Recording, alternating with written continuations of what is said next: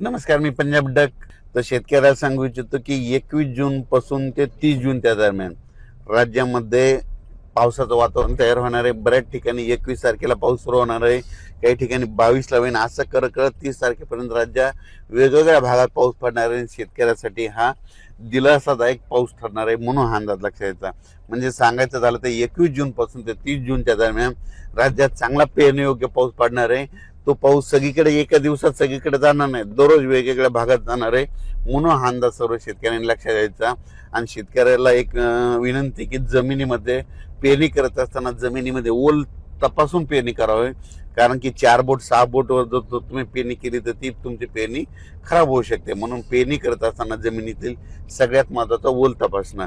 आणि त्याच्यानंतर सांगू इच्छितो की पेरणीसाठी आता उशीर झाला, कापसाचं अंतर उशिरा जर पेरणी झाली तर अंतर जवळ करावं लागतं, आणि लवकर पेरणी असेल तर थोडं अंतर वाढवावं लागतं. म्हणून काय होतं, ॲव्हरेजमध्ये चांगले येतं. पण कोणतीही पेरणी करत असताना उशिरा झाली तर त्याचं अंतर कमीच करावं लागणार आहे, कारण की उशिरा पेरणी केल्यामुळे वाढ होत नसते. म्हणून हे लक्षात यायचं. आणि होईल तिथपर्यंत लवकर येणाऱ्या जाती करा, पांढऱ्या फुलाच्या करा, लवकर येणाऱ्या करा. कारण की लवकर येणाऱ्या मध्येच काहीतरी खरं आहे ना, उशिरा येणाऱ्याचे काही खरं नाही. म्हणून होईल तिथपर्यंत लवकर येणाऱ्या जाती करा. आणि शेतीचं नियोजन करत असताना चांगली मशागत करून आपण आपल्या पेरणीची तयारी ठेवा.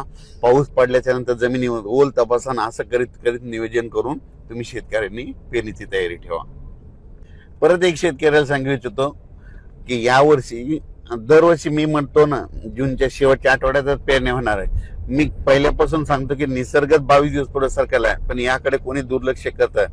लोक जे अंदाज देत असताना निसर्गा कोणी लक्षात देईना. निसर्ग काय झाला की ऋतुचक्रमान 22 दिवस पुढे सरकले, थंडी 22 दिवस पुढे सरकली, उन्हाळा 22 दिवस पुढे सरकला, आणि पावसाळा 22 दिवस पुढे सरकला. लहान मुलाला जर विचारलं तर पाऊस कधी येणार, तो म्हणतो 7 जूनला येणार. पण आता भविष्यामध्ये काय करावं लागणार आहे, आता 7 जून ऐवजी आपल्याला दरवर्षी म्हणावं लागणार आहे जूनच्या शेवटच्या आठवड्यात पाऊस येणार आहे आणि पेरणी होणार आहे असं म्हणावं लागणार आहे. कारण की हे भविष्यात ही परिस्थिती असंच राहणार आहे. पाऊस दरवर्षी 7 जूनला येणारच नाही, फक्त थोड्या भागात पडेल. पण खरी पेरणी मात्र 14 जूनच्या शेवटच्या आठवड्यात होणार. म्हणून आता 2027 बी धरा, 2028 आणि 2029ला तरी तुम्ही काय करा, वाटल्यास आतापासूनच लक्षात ठेवा पेरणी कधी होणार तर शेवटच्या आठवड्यातच होणार. आणि यावर्षी तशीच परिस्थिती. मी खूप दिवसापासून सांगत होतो निसर्ग पुढे सरकायला, पण याकडे कोणी दुर्लक्ष करत, सगळेजण दुर्लक्ष करत होते. पण आता खरी वेळ आली. आता बघा तुम्ही, दरवर्षी जूनच्या शेवटच्या आठवड्यात पेरणी होणार आहे, म्हणून हा अंदाज लक्ष. एल निनो बद्दल सांगायचं ठरलं तर एल निनो असो या नसो, दरवर्षी आपल्या महाराष्ट्रामध्ये भारतामध्ये पाऊस येतो तर येतोच, ही गोष्ट लक्षात घ्यायची. तर तुम्ही बघायचं झालं तर बघा, आता 21 तारखेपासून पुन्हा पाऊस सुरू झाला की हे सगळं बंद होतं, एल निनो बंद होतं, सगळंच बंद होतं.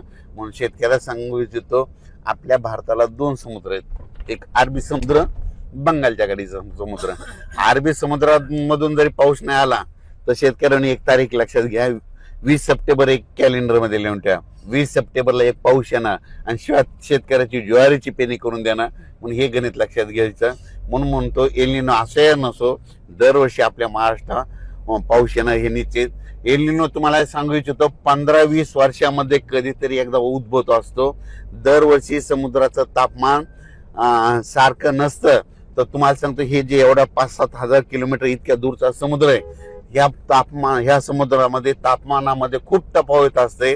1-1, 2-2 किलोमीटर, 10-10, 20-20 किलोमीटर तापमानामध्ये गरम गार पाणी होत असतं. म्हणून म्हणतो एल निनो असं येणं दरवर्षी आपल्या महाराष्ट्रात पाऊस येणार हे निश्चित धरायचं. यावर्षी देखील येणार आहे, फक्त जेमतेम पडणार आहे, सरासरी इतका पडणार आहे, पण परत इथं पाऊस जास्त पडणार आहे. म्हणून हा अंदाज लक्षात घ्यायचा.